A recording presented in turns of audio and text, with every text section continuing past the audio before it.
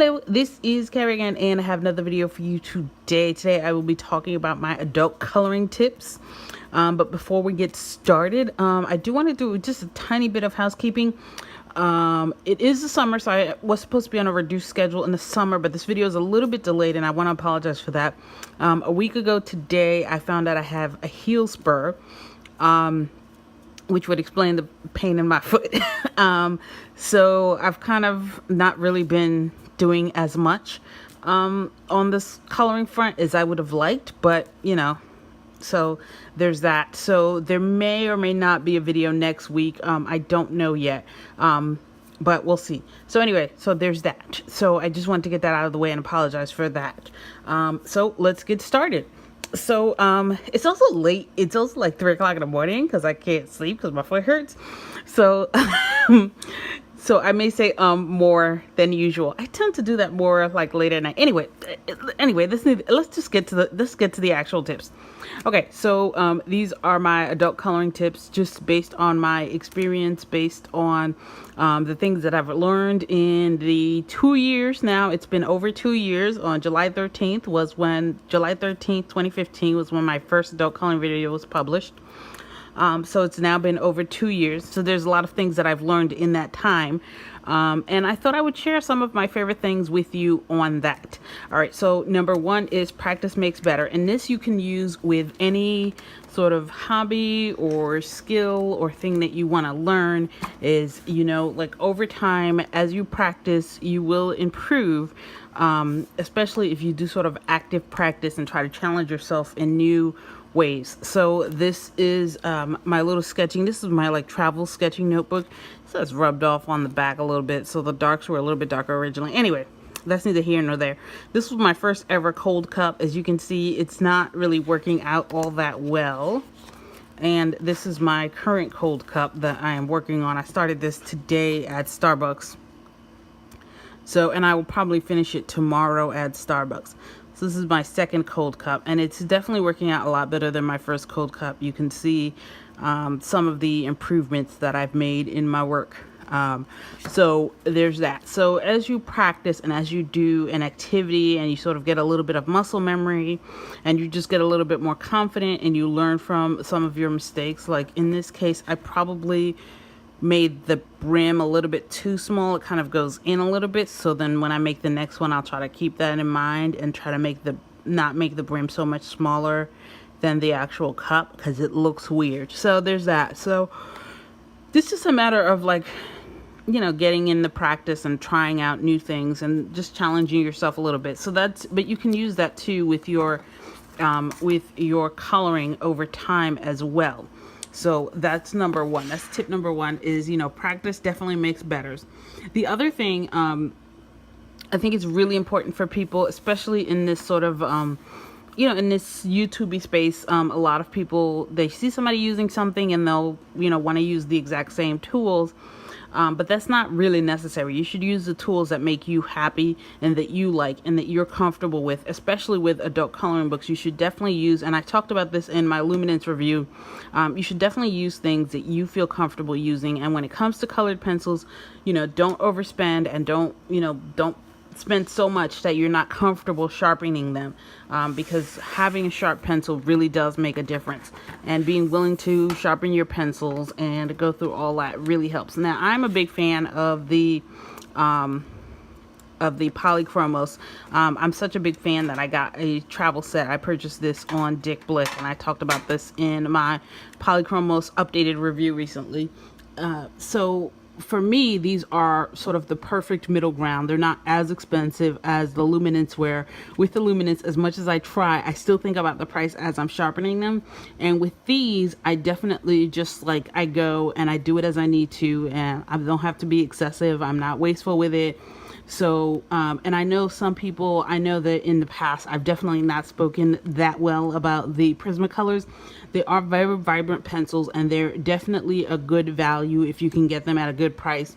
And I think the current price right now, I saw Amazon had the set of 150 of the Prismacolor for like $50 a few weeks ago.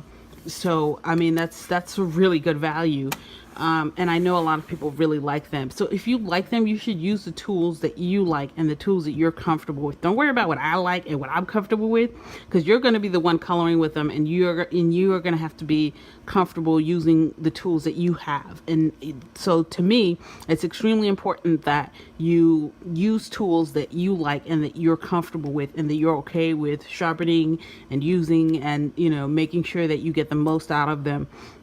You shouldn't feel like you're wasting tools. You shouldn't feel like that your tools are holding you back either, but you should definitely get tools that you're comfortable with. So that applies to markers, that applies to pencils, that even applies to other products. Like if you're, I spin my own yarn. Yes, it's a side hobby, and I haven't spent as much time doing it since I've been doing the adult coloring books. And so one thing that I found is that I would rather spend a good amount of money getting a nice high quality spindle than to get an inexpensive wheel that doesn't work for me, even though a spindle is slower. And that's the choice that I made for myself. And the same thing applies here, is to use the tools that you're comfortable with, because you're going to be the one to use them. And the more comfortable you are with your tools, the more you're going to be able to relax and enjoy yourself and just be part of the process. So that's that, is to use tools that you're comfortable with. Ignore my very sloppy handwriting. Oh yeah, this is another one. When you get a new book, and I know a lot of people advise, or they feel like, or they've been told to look through the book and find your favorite pages and just go nuts. I personally am not a fan of that approach. I think that approach is it's a high risk approach, because every book is different and every paper is different. So for example, this is an example. These two papers should technically be very similar and the same paper, but they're not. So these are two papers from the same manufacturer, and you can see the color is slightly different. They're not really the same paper, even though they're supposed to be more or less the same paper. So, and the same thing is true for coloring books, especially Joanna Basford. I found that the first copy of The Secret Garden, that was like maybe my first or my second coloring book purchase in the early summer of 2015, is different than the copy that I purchased earlier this year. The paper is different. It feels a little bit different. It reacts to water a little bit different, even though it's the same book from the same maker and the same publisher. So for those reasons, I feel like it's a lot easier and more comfortable to start with a page that you maybe don't like. Go nuts. See how the paper reacts to your specific pencils. And then just just try it out that way. And this is why I personally prefer for my coloring books to have a sample page at the back, a swatch page at the back that is the same paper as the paper that's in the book. A lot of people say, why can't you use a piece of scrap paper? The truth is that the paper is going to be different. The tooth is going to be different. Let me show you. Actually, let me show you something. I'll be right back. Let me show you something. All right. So sorry about that. I just thought about this and I meant to have this out, but I did not. This is for an upcoming review that I'm doing on these papers, for these little sample sheets that I got from the folks over at Yupo Legion paper. Sorry, I wanted to call them Yupo paper, but it's Legion paper. These two are done with the same, it's sort of the same picture. I'm trying to replicate the same picture. I've used the same colored pencils. Both of these are colored pencils, using the same, pretty much the same colors and the same setup and the same technique. And you can see how, even though the colors are the same, especially in this light yellow green here, you can see how the colors do look a little bit different, even though I try to pretty much do the same and I use the same colors. So even though they're not identical and there's differences in, in my work, the fact that they look so different, even though it's the same pencils, both of these are Pablo's.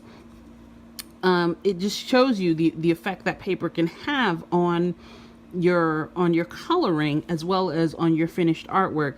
For your coloring, it can definitely impact from book to book the differences.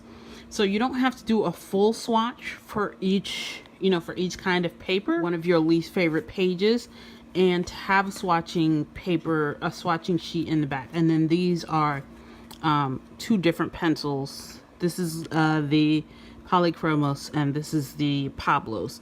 But it does make a difference, to me at least, to try out the paper and then to try a book, to try the book out with a page that I don't like as much, than to start with my favorite page, because as you saw, because it looks a little bit different, then the colors that I might use might change a little bit to get the same effect, you know.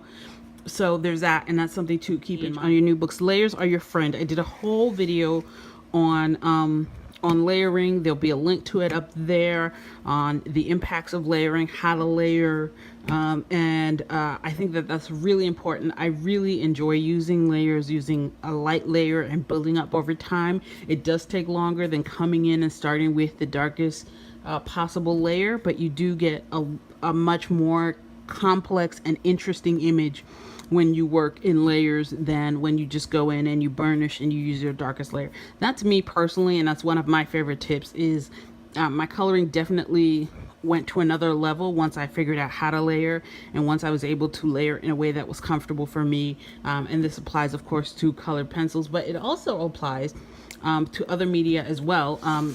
You know, I'm doing this with graphite, and I am just layering. I started with the lightest graphite pencil, the hardest, the 2H, and then I'm, you know, for the darkest areas, I worked my way up, and then I have, you know, it does have a little bit of shine, but it's definitely, it definitely got into the tooth of the paper without having to, you know, press super hard on it. So, so layering, I really enjoy that, and that really helps for me anyway.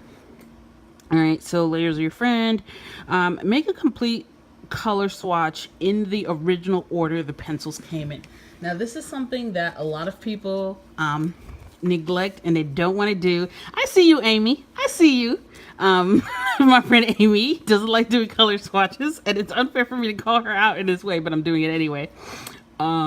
But I think color swatches are extremely important. They give you a lot of information about it. It really helps too to have them in the original order that the pencils came in, or the markers came in, because publishers do, if they're any decent, they've spent some amount of time deciding on the order, and they've worked with artists, and they've decided on the order based on all sorts of other factors. And I find that it really helps to have them at least laid out at least once in the order they came in, and to do a color swatch in a way that you like. There's different ways of doing the color swatch, and this is the most recent iteration of how I'm doing them now. And if you guys would like to see a video on how I do my color swatches, when I first started to do color swatches, if you go back to my very first video where I mentioned color swatches, I gave a link to a printout. I no longer use printouts. I now use a sheet of Strathmore 400 series watercolor paper, or any other sort of student grade watercolor paper for colored pencil swatches, because I find that watercolor paper has a really great tooth where you can burnish and you can see the darkest layers with your when you burnished. And even for these, I layered with these. I didn't go in with the darkest layer. I started with a light layer to get into the crevices, and then I went increasingly darker layers until I had pretty much burnished these, and then I laminated this with packing tape. This is my original Polychromos sheet, and then and then the other change that I've made recently, as you can see, some of the progress is, when I originally started, I tried to do the lightest color possible for the light layer, and I realized that that was not really all that useful to me. And for me personally, I wanted the lighter layer to be a little bit darker so I could actually see the impact that it has. So there's that. So this is the way that I do mine, but you don't have to do it in any specific way. I just really think it's important to be able to see your colors laid out. I know that it does, especially for pencils like the Luminance and the Polychromos, for more expensive pencils. It does use the pencils a little bit, but I think it's totally worth it in the end, because you have a finalized, the lighter layer looks a little bit smoother in this one because this is a hot press paper and this is a cold press paper. So the cold press is going to be bumpier than the hot press paper. But anyway, but I find that laying them out in the original order, having the color swatch, I laminated mine. You don't have to go through the extra of laminating it. You don't even have to keep it. But I think it really helps to see the pencils that you have, see where there may be weaknesses, and see where, you know, if you need to change the order, you need to move things out, you know, where you might want to do things. So for this, this is a very blue heavy set. I'm okay with that because it's not, you know, it's not that many colors. It does have 4 greens, which when you have 24 colors and you have 4 greens is really good. There was no purple. There was no purple. There was this magenta. So as I talked about in the video, I took out one of the reds and I put in the blue violet. So this, you know, so it lets you decide the choices that you want to do, but you also have a quick reference for what the color generally looks like, and then you can go in and it makes it a little bit easier and a little bit faster too. And this is another reason why I definitely prefer pencils that have the name on them, because when you have the name on them, it's super easy. There's some colors that I don't even need to swatch anymore. The dark indigo, I use that so much that I'm pretty much, dark indigo is like my friend. It's not in this set, but I did put it in here because the white is here and I may take the white out. Anyway, the dark indigo is my friend, and I know this color by heart now, and I know that, you know, I need to have a dark indigo around at all times when I'm working with polychromos. So there's me, and I know some people they'll do a gradient from the lightest color to the darkest color. I found that that was almost too much information, and I went for just the darkest color and then a slightly light color that still lets you see the color. I found the gradient to be too much information, and I found for me that I didn't need all that information all at once. I just needed to know what the color was at the deepest tone and what the color was at, you know, a light to medium tone, so that I can see and I can work with it. So that was me, and that's the color chart that I like. If you guys would like to see a video on how I made my color chart, let me know down in the comments. Let's see what is next. The next thing is to make a color chart. Don't be afraid to sharpen your pencils. I talked about it briefly at the very beginning, but you know, don't be afraid to sharpen your pencils. A sharp point is definitely your friend when it comes to adult coloring and when it comes to colored pencils. It says the Magnus in there, but if you saw my Polychromos review, you'll see that I changed the tint. You know, having a nice sharp pencil makes life a lot easier. It's way easier to get into the tooth of the paper. Hold on. It's way easier to get into the tooth of the paper, and it's way easier to come in with your layers when your pencil is nice and sharp, if you know, when you're trying to get into the tooth of the paper. So if you need to sharpen your pencils, you definitely should not be afraid to sharpen them. I don't really think you gain anything by not sharpening them. I know some people prefer to not sharpen them and just use them, you know, as they are, until it's all the way down to the wood. I find, for me at least, that I don't really gain anything from that, and that it's much harder to get into the little corners and the crevices when your pencil is not as sharp as it should be. You can see here, and this isn't super sharp. You know, you don't have to always have it super sharp. I know some people like to have an electric sharpener nearby and have it super sharp. I don't always need for it to be super sharp, but when the pencil does need to be sharpened, I definitely feel like, when I first started coloring, I was definitely feeling like, oh my God, I'm wasting money. But now I realize this is you know, colored pencil art is slow. You're spending, you know, hours and hours on a single piece. You're definitely getting your money's worth compared to other hobbies, going to the movies, whatever. So just, you know, like, if I feel, for me, if I need to sharpen my pencil, I just go ahead and do it, and I don't even think twice about it. Except with the luminance, which is my issue. So just get pencils that where you're comfortable sharpening them whenever they need to be sharpened. So that's one of my final tips. And the last tip is, I kind of talked about this in the beginning, but I'm gonna talk about it again because I think it's super important. You like what you like. You like what you like. And you should like what you like, but you should also love what you like.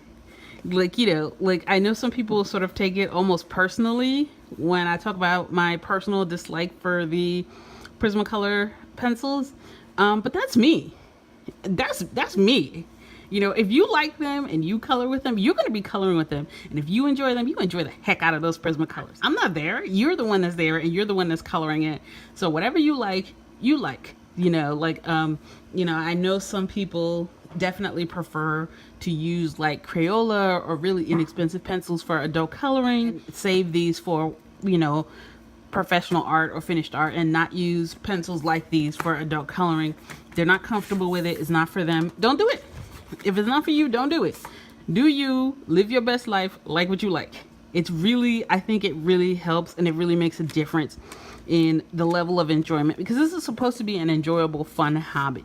You know, I don't think that anybody should be trying to copy or do what other people are doing.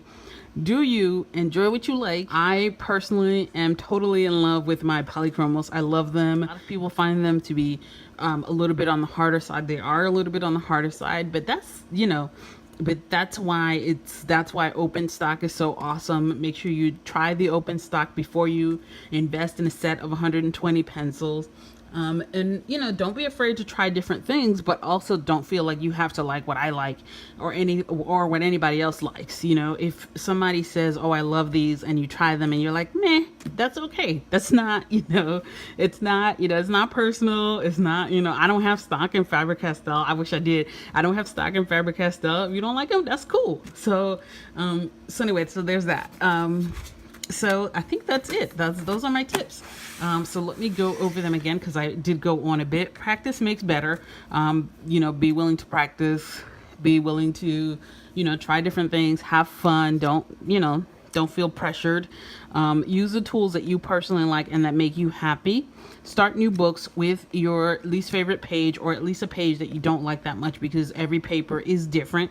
Layers are your friend. Don't be afraid to just go in lightly and try different layers. And it also makes it easier if you make a mistake. You can use an eraser to easily lift up a layer and go back in and try something else. So that also is really good for mistakes. I really encourage everybody to do a complete color swatch of all the colors at some point. I prefer to do it when they're brand new. That way you get them in the original order, but you don't have to. So there's that. Don't be afraid to sharpen your pencils. And lastly, you like what you like. So there's that. And we come to the end of this video. I do have Patreon, and I changed if you haven't been to the Patreon page recently, there'll be a link up there.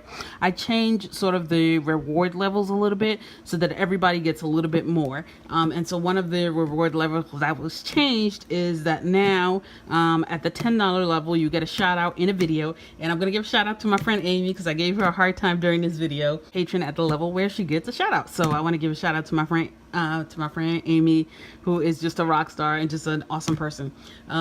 So there's that, and that's it. Don't forget to like, subscribe, and share. Let me know down in the comments if you have any questions. Do you disagree with any of my tips? Did I leave anything important out? Let me know down in the comments, and I will see you guys hopefully in a week, but maybe in 2 weeks. All right, have a good day. Bye. Stewie, what are you doing? What are you doing, buddy? Buddy? Nah. Who's your buddy? Who's your buddy? Bye.